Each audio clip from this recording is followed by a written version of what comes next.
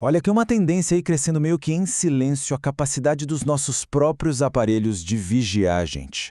A polêmica recente com o recall da Microsoft, na verdade, é só o comecinho de uma história bem maior. Uma história sobre privacidade, controle e, no fundo, sobre quem é o verdadeiro dono da tecnologia que usamos todo dia. Vamos mergulhar nisso?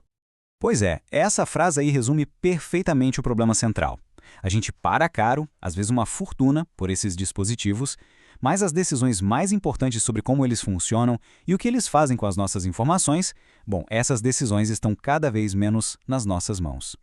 Então, para a gente entender o que está rolando, a gente precisa olhar a imagem completa. Isso não é sobre uma empresa só, ou uma função que foi mal pensada. O que a gente está vendo é uma mudança profunda na maneira como os nossos computadores nos entendem. O tal do recall, aquele recurso que tira prints de tudo que a pessoa faz para criar uma memória que dá para pesquisar, deu o que falar, né? Mas a verdade é que essa ideia não é só da Microsoft. Ela faz parte de um movimento bem maior em toda a indústria de tecnologia. A ideia por trás disso tudo é o que a gente pode chamar de tecnologia veja o que se vê. E o objetivo, olha, é simples, mas ao mesmo tempo bem ambicioso. Fazer com que o computador conheça quem o usa de forma íntima, observando tudo que a pessoa vê, ouve e digita, para, no fim das contas, se tornar uma espécie de clone digital dela. E olha só, não é só a Microsoft não. A Apple com a Apple Intelligence e um processo chamado Media Analysis D, e o Google com o Gemini e o System Safety Core estão construindo sistemas muito parecidos. Basicamente, todo mundo que é gigante na tecnologia está indo para o mesmo caminho. Ok, mas aí vem a principal defesa das empresas de tecnologia contra as preocupações com privacidade.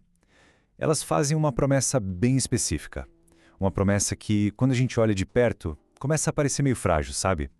É isso que a gente ouve o tempo todo, né? A ideia é que, como toda a análise da IA acontece ali localmente no aparelho, a privacidade estaria segura. Ninguém estaria vendo as fotos ou mensagens lá na nuvem. Mas o que isso quer dizer na prática? Aí que está o pulo do gato. As empresas não precisam dos dados brutos. A IA que está no dispositivo analisa tudo e pode simplesmente gerar um relatório, um resumo, uma conclusão. E esse relatório, que pode dizer se uma pessoa está feliz, com raiva, ou até se está fazendo algo considerado ilegal, é um arquivo pequeno que pode ser enviado para qualquer lugar muito facilmente. O nome técnico para isso é escaneamento no lado do cliente. A Apple, por exemplo, já até demonstrou como isso funciona anos atrás. Eles basicamente provaram que é totalmente possível ter uma IA no aparelho procurando por um conteúdo específico, e se achar, mandar um alerta para a matriz. Tudo isso sem que o arquivo original precise sair do celular. Eles acabaram suspendendo o projeto na época, mas a tecnologia foi desenvolvida. Então, essa história toda de escanear os dados ali direto no aparelho, sem mandar os arquivos originais para a nuvem, não é só sobre tecnologia, não. O momento em que essa tecnologia se torna padrão em todos os dispositivos levanta uma questão bem importante sobre a relação entre tecnologia e política. Aí fica a pergunta no ar, né?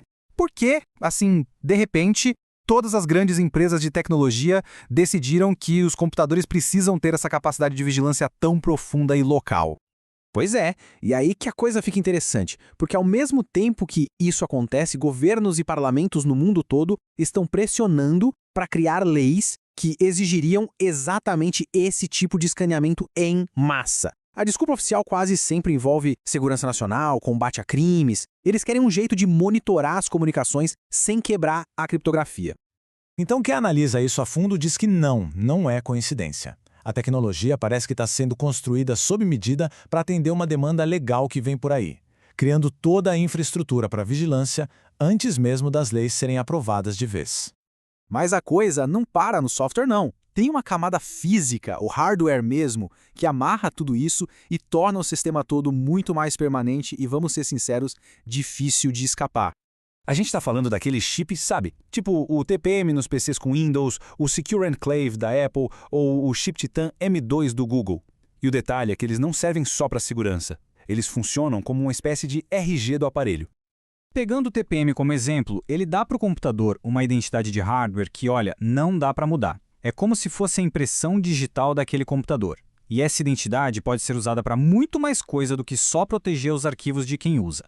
Isso tudo funciona por um processo que tem um nome meio técnico, atestação. Mas na prática, funciona assim. Um serviço online, tipo o site do seu banco, pode perguntar direto para o chip TPM se o computador está usando um sistema operacional aprovado, sem nenhuma modificação. Se o sistema não passar nessa verificação, o acesso ao serviço pode simplesmente ser bloqueado. No fim das contas, o que acontece é que o computador deixa de ser uma ferramenta que serve para qualquer coisa e vira uma identidade digital que pode ser controlada. Uma identidade que pode ser usada para decidir a quais partes da internet e da sociedade uma pessoa pode ou não ter acesso. Bom, depois de ver tudo isso, a pergunta que fica é: tem escapatória? Existe um jeito de usar a tecnologia moderna sem ter que aceitar esse nível de controle e de vigilância? Vamos colocar as coisas lado a lado para entender. De um lado, a gente tem os sistemas operacionais comerciais, que são basicamente caixas pretas que as empresas controlam. Do outro lado, a gente tem o Linux, que é um sistema de código aberto, onde a transparência e o controle nas mãos de quem usa são as regras do jogo. Já no Linux, como o código é aberto, não tem como esconder um programa de IA rodando. Se algo está ligado, dá para ver e dá para desligar. Não precisa de conta da Microsoft ou da Apple para usar o computador e todo o sistema é construído em cima da ideia de liberdade. É claro que mudar para ele pode levar um tempinho para se acostumar, mas o ponto principal é que o controle total fica na mão de quem usa o sistema, não na mão de quem fabricou. A gente sabe que mudar tudo de uma vez pode assustar um pouco, mas não precisa ser 8 ou 80.